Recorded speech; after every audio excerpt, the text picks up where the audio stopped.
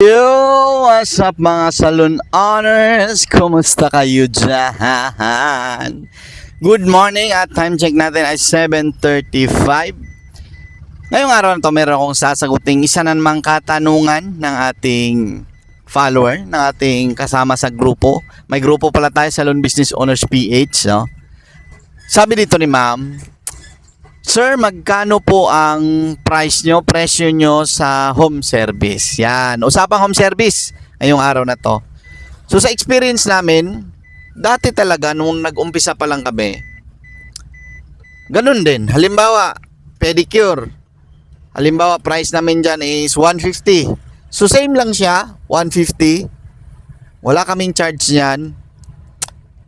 Pero, habang tumatagal, naisip ko na mali yan eh. Mali yung nag-home service ka, same lang yung presyo mo, tapos mag-add ka lang ng pamasahe.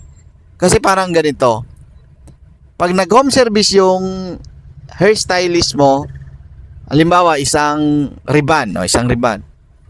Pag nag-home service yan, kadalasang mangyayari niyan, isa lang yung ma-handle nila. Pupunta sila doon sa area, abutin ng 3 to 4 hours yan. Tapos yung isa lang yung i-handle nila.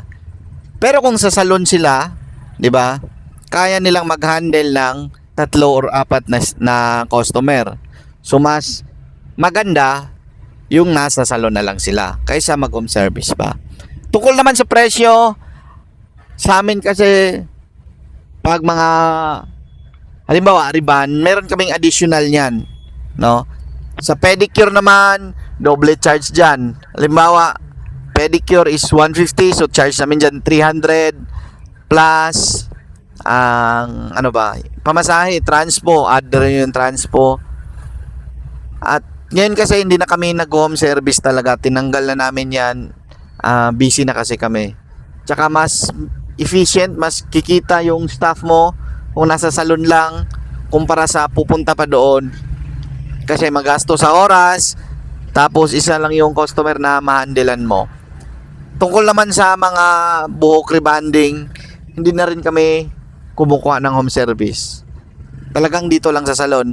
Medyo hassle kasi sa home service kasi unang-una, walang maayos na gamit pag sa bahay lang. Tapos pag magbabanlaw, problema yan, di ba? Problema, babanlawan mo, doon mo sa CR babanlawan. Maganda kung may bidet, ayos yun. Pero kung wala, mano-mano, nako, tabo gamit mo. At dati na-experience namin yan. Nag-home service talaga kami. Pero yun na nga, tinanggal na namin siya. Kasi hindi siya ganun ka-effective. Magasto sa oras. So yan lang, good morning. Dito nga pala tayo ngayon sa ating salon sa May Digos Branch. Kababalik lang natin, galing tayo ng seminar. So, comment kayo kung nag-home service din ba kayo at magkano yung rate nyo. Basta sa amin, pag mga simpleng lang, minsan pumapatol kami sa ganyan pero doble yung singil. Ayan lang, good morning. At naniniwala ako na responsibilidad dating mga owner na mapalaki ang ating negosyo at kumita ang ating mga tauhan. Siyempre, ang ating stylist, ang ating nail tech, lalo sa commission base. Galingan natin para makapagbigay tayo ng marami pang trabaho dito sa bansang Pilipinas at sa ibang bansa din. Bye! Trabaho tayo.